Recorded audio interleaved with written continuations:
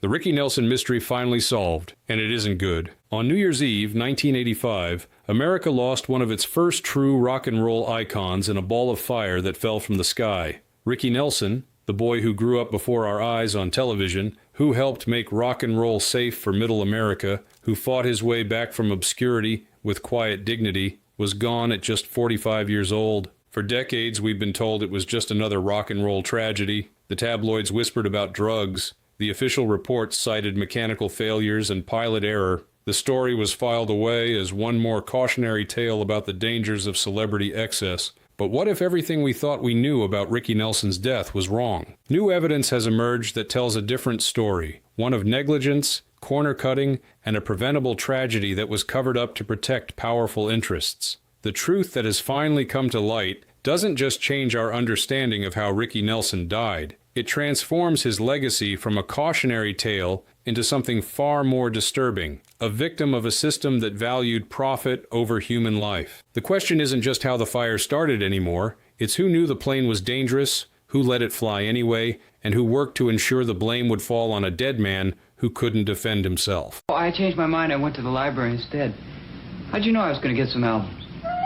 Child star to rock legend. To understand the magnitude of Ricky Nelson's death and the forces that would work to control the narrative around it, we need to understand who he was and what he represented in American culture. Ricky Nelson wasn't just famous, he was woven into the fabric of American family life. From 1952 to 1966, he literally grew up in America's living rooms as the son on The Adventures of Ozzie and Harriet, television's longest-running family sitcom. Week after week, millions watched the real-life Nelson family in fictionalized versions of their lives, creating an unprecedented intimacy between the Nelsons and the American public. The Nelson family wasn't just a TV show. It was America's idealized version of itself, explains pop culture historian Dr. Margaret Chen. Wholesome, affluent, problem-free suburban life. Ozzie and Harriet Nelson crafted this perfect image of American family life, and Ricky was at the center of it, the all-American boy next door. This carefully cultivated image made what happened next all the more revolutionary. In 1957, the 16-year-old Ricky, seeking to impress a girlfriend, asked to perform a Fats Domino song on the show. His performance of I'm Walkin' generated thousands of fan letters and launched one of the most surprising second acts in entertainment history. The wholesome sitcom kid became a legitimate rock and roll star. Ricky Nelson was a pivotal figure in early rock and roll, though he's often overlooked in the narrative dominated by Elvis Presley, notes music historian Alan Parker. In many ways, Nelson was more significant in bringing rock into mainstream American homes. Elvis scared parents. Ricky was already in their living rooms every week. He made rock and roll accessible to white middle-class America. Between 1957 and 1962, Nelson charted 30 top 40 hits, more than any other artist except Elvis and Pat Boone. Songs like Poor Little Fool, Lonesome Town, Hello Mary Lou, and Travelin' Man showcased his smooth vocals and understated delivery. Behind the scenes, he assembled one of the finest early rock and roll bands, featuring legendary guitarist James Burton, who would later play with Elvis. Nelson was no manufactured teen idol, insists Parker. He had genuine musical instincts and surrounded himself with top-tier musicians. His relaxed vocal style and the crisp sound of his recordings influenced countless artists who followed. Unlike many teen idols, Nelson maintained artistic control of his music, insisting on recording with his touring band rather than studio musicians, revolutionary for the time. He wrote some of his own material and had final say on song selection, arrangements, and production. By the early 1960s, Ricky Nelson had achieved a unique position in American entertainment, a television star turned legitimate rock and roll pioneer who had earned the respect of fellow musicians while maintaining his squeaky clean image. He had navigated the treacherous waters of child stardom and emerged as a mature artist with authentic credibility. But as the 1960s progressed, the cultural landscape shifted dramatically. The British invasion, led by the Beatles, transformed rock music. The gentle rockabilly and pop sounds that had defined Nelson's early success seemed increasingly outdated. By 1964, his chart successes had largely dried up, and Nelson found himself struggling to find his place in the rapidly evolving music scene. As the wholesome Ozzy and Harriet era receded into memory, Ricky Nelson, now preferring to be called Rick, faced the challenge that derails so many childhood stars: reinvention. Unlike most, he would eventually succeed, but not before weathering years in the wilderness and making a courageous stand for artistic integrity that would define the second act of his remarkable career. No, I didn't. A fellow in Australia wrote it. In Australia? Yeah. Oh, really? Uh-huh. The Fall and the Flight Back. The late 1960s were a brutal period for Rick Nelson. As psychedelia, hard rock, and protest songs dominated the airwaves, Nelson's clean-cut image and smooth sound seemed hopelessly out of step with the times. Concert attendance dwindled, record sales plummeted. The music industry began treating him as a nostalgia act, a relic from a simpler era that America had left behind. It was a classic case of an artist being boxed in by their own success, explains music journalist Sarah Thompson. The industry and audiences couldn't separate Rick Nelson from Ricky Nelson, the teen idol. They couldn't see him as an evolving artist because they were so attached to who he had been. The low point came in 1971, when Nelson performed at a rock and roll revival show at Madison Square Garden. When he attempted to play some of his newer, more contemporary material, the audience booed and called for his old hits. Humiliated but defiant, Nelson left the stage. That Madison Square Garden incident was pivotal, notes Thompson. It could have broken him completely. Instead, it inspired what many consider his finest song.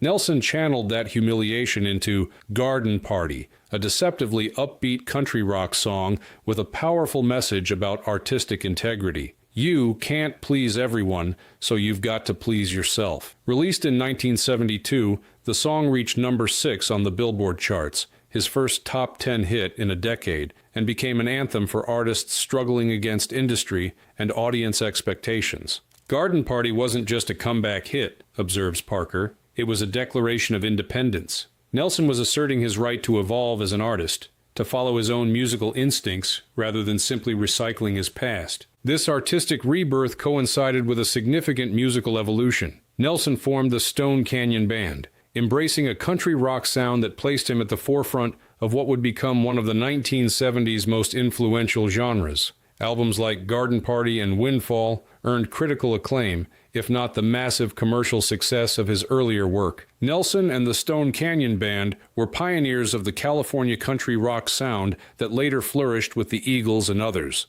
explains Parker. They were doing Americana before the term existed, blending traditional country elements with rock in a way that was authentic rather than gimmicky. Musicians recognized and respected what Nelson was doing, even if the wider public didn't fully appreciate it at the time. Throughout the 1970s, Nelson toured consistently, building a loyal following that appreciated his new musical direction. He wasn't filling stadiums anymore, but he was making the music he believed in and gradually earning recognition as a mature artist rather than just a former teen idol. There's something incredibly admirable about Nelson's journey, reflects Thompson. He could have spent decades doing nostalgia tours, trading solely on his hits from the late 50s and early 60s. Instead, he chose the harder path, evolving as an artist, following his muse even when it cost him commercially. That takes real courage and conviction. By the early 1980s, Nelson had settled into a comfortable groove. While no longer at the forefront of popular music, he maintained a steady touring schedule, playing a mix of his classic hits and newer material to appreciative audiences.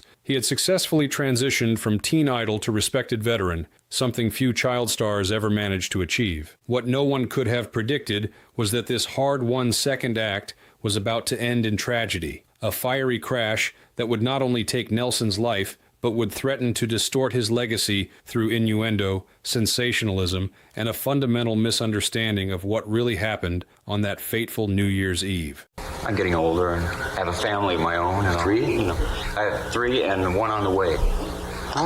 A family under pressure. Behind Rick Nelson's public image, first as the perfect American teenager, then as the easygoing rock star, lay a more complicated reality shaped by family dynamics, particularly his relationship with his mother, Harriet Nelson. Harriet Nelson wasn't just Rick's mother, she was the architect of the entire Nelson family image. explains Nelson biographer Joel Selvin. She maintained iron control over how the family was presented to the public, and that control extended deep into Rick's personal life, well into his adulthood. This control manifested in numerous ways throughout Rick's life. Harriet carefully managed his finances, monitored his public appearances, and exerted significant influence over his career decisions. Most notably, she took an active role in his romantic relationships, making no secret of her disapproval when she felt a woman was wrong for her son. Harriet had a vision for who Rick should marry, someone who would maintain the Nelson family image, someone unthreatening to her position in Rick's life, notes Selvin. When Rick began dating Kristen Harmon in the early 1960s, Harriet was initially pleased. Kristen came from a good family. Her brother was actor Mark Harmon, and she seemed to fit the proper image for a Nelson wife. Rick and Kristen married in April 1963, when Rick was 23 and Kristen just 18. Their first child, daughter Tracy, was born 6 months later, followed by twin sons Gunnar and Matthew in 1967 and son Sam in 1974. On the surface, they appeared to be continuing the Nelson family tradition of wholesome domesticity. The reality, however, was far more turbulent. As their marriage progressed, both Rick and Kristen struggled with the pressures of maintaining the perfect Nelson image. Kristen later described feeling suffocated by Harriet's continued influence and the impossibility of living up to the idealized Nelson family mythology. Rick's relationship with Kristen became increasingly strained throughout the 1970s, explains family friend and musician John Boylan. The pressures were enormous. Rick was on the road constantly, trying to maintain his career while supporting a growing family. Kristen was essentially raising 4 children largely on her own, all while dealing with Harriet's ongoing presence in their lives. By the late 1970s, both Rick and Kristen were struggling with substance abuse issues, Rick primarily with cocaine and Kristen with alcohol. Their marriage deteriorated into a cycle of separations and reconciliations before they finally divorced in 1982 after 19 years together. The divorce was incredibly difficult for Rick, recalls Boylan. Despite all their problems, he remained deeply committed to his family. The failure of his marriage felt like a profound personal failure to him, especially given the perfect family image he'd grown up with. Following the divorce, Rick gained custody of their youngest son, Sam, while the other children primarily lived with Kristen. The contentious divorce proceedings and custody arrangements added significant emotional stress during what was already a challenging period in Rick's career. Rick was torn between his family responsibilities and the demands of maintaining his career through constant touring, notes Thompson. He wasn't a major arena act anymore. He was playing smaller venues that required a grueling schedule of one-nighters across the country. That kind of touring is physically and emotionally exhausting even for young artists, let alone someone in their 40s with the family pressures Rick was facing. By 1985, however, things seemed to be looking up for Nelson personally. He had begun a relationship with Helen Blair, a model and animal rights activist who brought new happiness into his life. Though often incorrectly described as his fiancée, Nelson never formally proposed, Blair had become an important stabilizing presence. Friends described Nelson as being in a positive frame of mind, making plans for the future, and focused on his health. Everyone who saw Rick in that final year commented on how good he looked, says Selvin. He had cut back significantly on his drug use, was exercising regularly, and seemed excited about upcoming projects. He was talking about new recordings, had ideas for music videos, and was generally more engaged and forward-looking than he had been in years.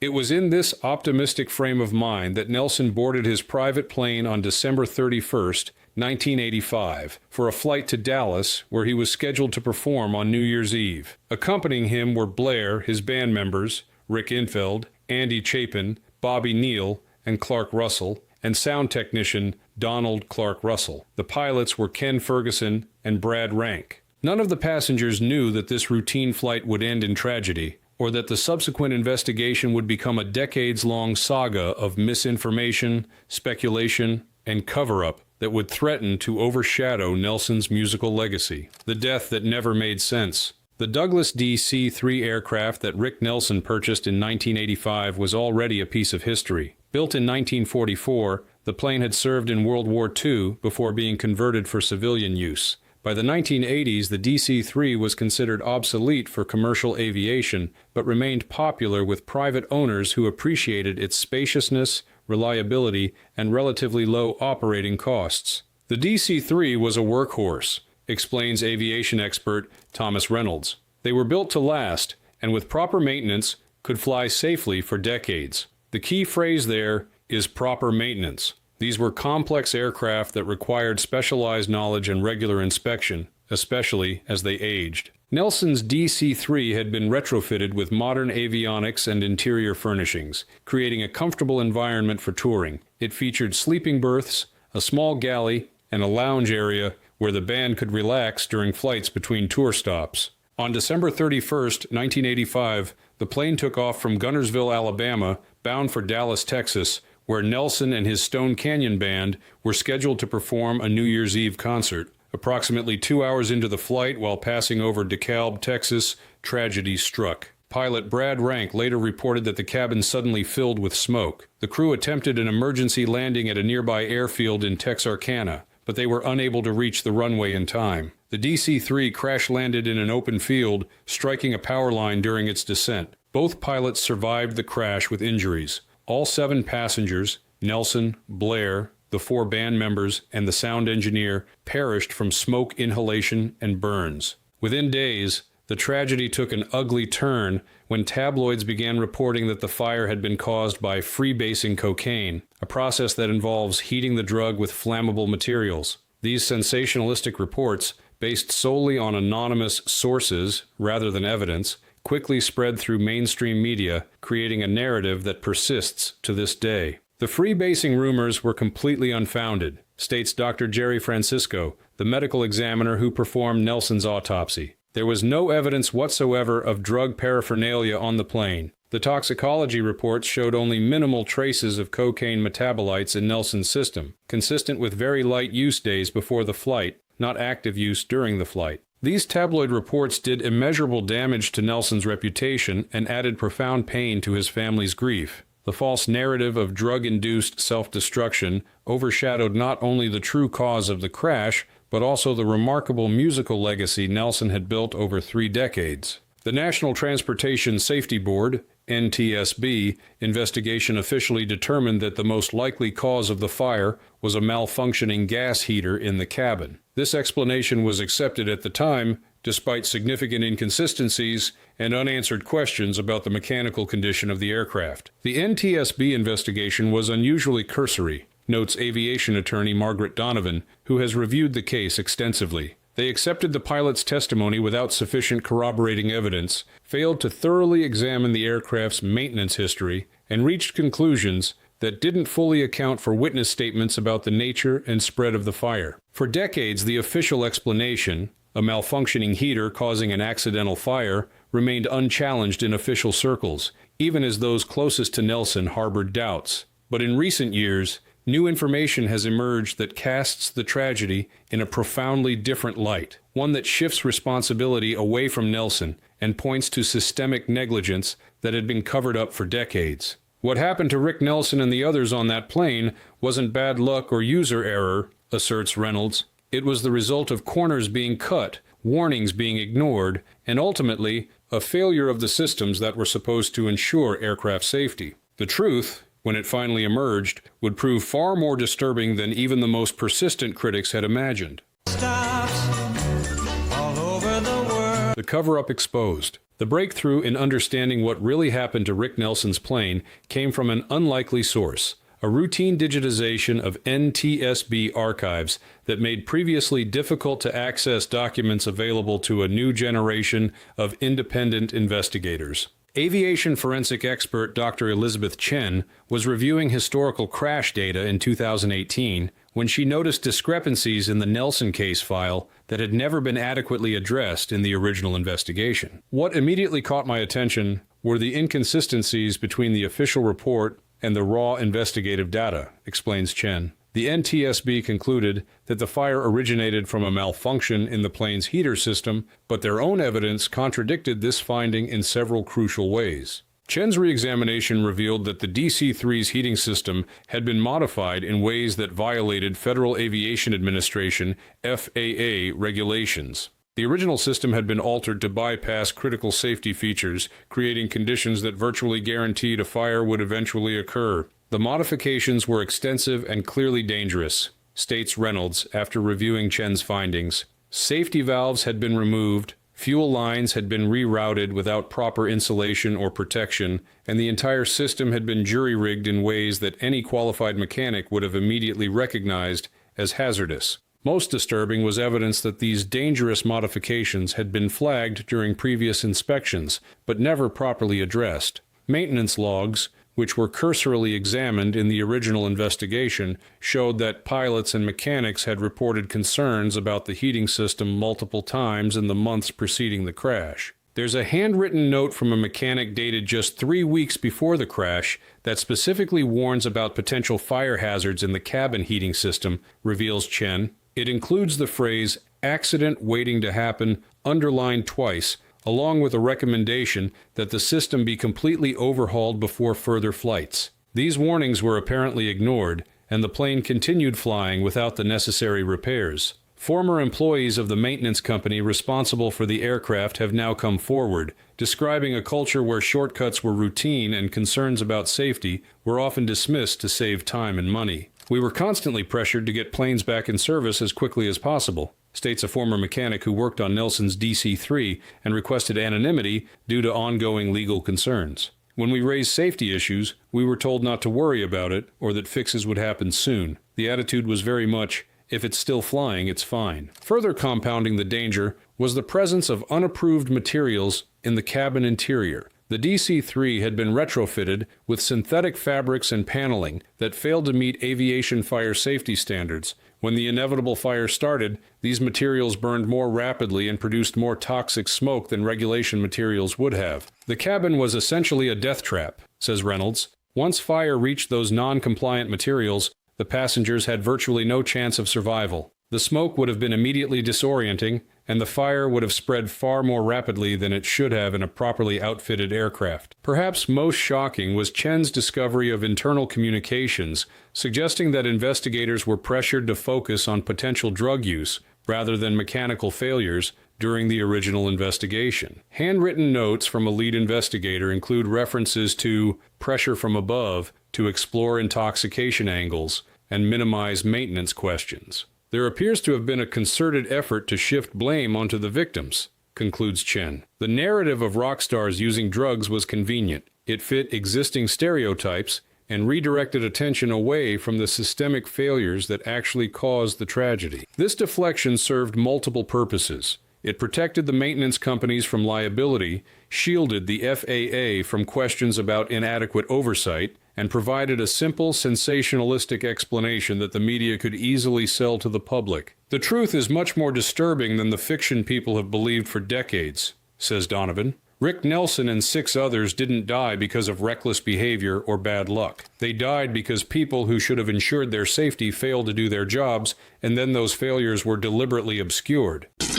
I know he built it around, I think, 1938 or 9, something like that. And Betrayed by negligence. For the Nelson family, these revelations have been both vindicating and heartbreaking. After decades of watching their father's death be mischaracterized and his reputation tarnished by unfounded rumors, Rick's children finally have evidence of what really happened. But this truth brings little comfort. Learning that Dad's death was completely preventable has been devastating in a whole new way, stated Matthew Nelson in a recent interview. "All these years, there's been this narrative that somehow the crash was connected to the rock and roll lifestyle or Dad's own choices. Now we know it had nothing to do with him at all. It was pure negligence." The Nelson family has spent years pushing for recognition of the truth and accountability from those responsible for the aircraft's condition. Their efforts have been complicated by the passage of time. Many of those involved in the aircraft's maintenance have died, and the companies responsible have changed hands or dissolved entirely. "The statute of limitations for civil liability expired long ago," explains aviation attorney Donovan. "The Nelsons' quest isn't about financial compensation at this point. It's about setting the historical record straight and ensuring that Rick Nelson's legacy isn't defined by false narratives about his death. Those false narratives had real consequences beyond just historical inaccuracy. They shaped how Nelson has been remembered, often reducing a pioneering musician with a 3-decade career to a cautionary tale about the dangers of celebrity excess. Rick Nelson deserves to be remembered for his music and his resilience as an artist, insists music historian Parker. He helped define early rock and roll, pioneered country rock in the late 60s, and maintained his artistic integrity when it would have been easier to trade solely on nostalgia. That legacy was obscured by the sensationalistic coverage of his death and the false rumors that followed. The revelations about the true cause of the crash also highlight broader issues about aviation safety, particularly for touring musicians, who often rely on chartered or privately owned aircraft to maintain their grueling schedules. The Nelson crash is part of a tragic pattern in music history, notes Parker, referencing the plane crashes that also claimed the lives of Buddy Holly, Otis Redding, Lynyrd Skynyrd members, Aaliyah, and numerous others. Musicians are uniquely vulnerable to these risks because of their touring demands and reliance on others to ensure transportation safety. What makes Nelson's case particularly disturbing is the evidence of how thoroughly the truth was obscured. From the initial media coverage that irresponsibly spread drug rumors without evidence, to the inadequate investigation that failed to identify clear safety violations, to the apparent pressure to direct blame away from systemic failures, the case represents a comprehensive failure to serve justice. Rick Nelson and the others on that plane were betrayed 3 times, concludes Donovan. First, by those who failed to maintain the aircraft properly. Second, by investigators who failed to thoroughly examine what went wrong. And third, by a media narrative that blamed the victims rather than those truly responsible. For aviation experts, the case underscores concerns about ongoing safety issues, particularly with older aircraft that remain in service for private use, without the rigorous oversight applied to commercial aviation. The specific issues with Nelson's DC-3 have been addressed in subsequent regulations, notes Reynolds, but the underlying problems, inadequate oversight of private aircraft, pressure to minimize maintenance costs, and the tendency to blame operators rather than examine systemic failures, continue to this day. That did happen. The booing happened, but I never really... The legacy and the show. As we approach 4 decades since that fiery crash in a Texas field, Rick Nelson's musical legacy has gradually emerged from the shadow of his tragic death. New generations have discovered his pioneering recordings, and music historians have rightfully restored his place as a significant figure in rock and roll history. His sons, Matthew and Gunnar, achieved their own musical success as the rock duo Nelson in the early 1990s, scoring a #1 hit with Can't Live Without Your Love and Affection, and becoming the only family besides the Carpenters to have #1 hits by different generations. Through their performances and interviews, they've worked tirelessly to honor their father's musical legacy while correcting misconceptions about his life and death. Our father was the real deal, a genuine artist who followed his own path regardless of trends, Matthew Nelson has stated. The circumstances of his death don't define him. His courage as an artist, his innovations as a musician, and his dignity as a man, that's his true legacy. For the millions who grew up watching Ricky Nelson on television or dancing to his hit records, the revelations about his death provide a measure of justice, clearing his name from decades of unfounded speculation and placing responsibility where it truly belongs. But this truth brings its own discomfort, forcing us to confront disturbing realities about accountability and safety that extend far beyond this single tragedy. Some mysteries don't bring peace when solved. They bring rage, observes Selvin. The truth about what happened to Rick Nelson should make us angry. It should make us question how many other tragedies have been similarly mischaracterized, how many victims have been blamed for disasters they had no hand in causing. In that sense, the final chapter of Rick Nelson's story isn't just about setting the record straight for one man. It's about confronting our collective willingness to accept convenient narratives over complicated truths, to blame victims rather than systems, and to let those with power and responsibility escape accountability. The boy who grew up in America's living room, who helped bring rock and roll into mainstream culture, who fought back from obscurity through sheer artistic integrity, deserved better, both in life and in how we've remembered his death. The truth about his final flight doesn't erase the tragedy of his loss, but it does restore something precious: the dignity of being remembered for who he truly was, not for how he died or what others said about him. For Rick Nelson, the child star who became a rock pioneer, who became a symbol of artistic perseverance, perhaps that reclaimed dignity is the most fitting memorial of all.